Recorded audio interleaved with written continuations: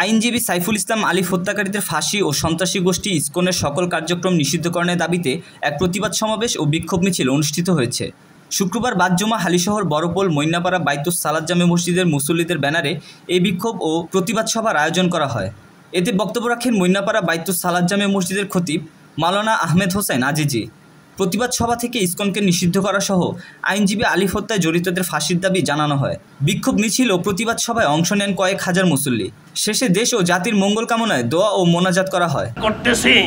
ইসকনের যারা সাপোর্টার, ইসকনকে যারা সমর্থন করে, ইসকনের পক্ষে যারা দালালি করে, সেই যত বড় মুসলমান নামদারি নেতা বা কর্মী ব্যক্তি হোক না কেন, সেই মুসলমান নয়, সেই আন্তর্জাতিক মুনাফিক। অতএব মুসলমানদের সাথে, ইসকনের সাথে ইহুদি খ্রিস্টানদের যারা দালাল এবং এদের যারা সঙ্গী, এদের যারা সাপোর্টার, তাদের সাথে মুসলমানদের কোনো সম্পর্ক থাকতে পারে না। আল্লাহ পাক আজকের এই সমাবেশকে কবুল করুন।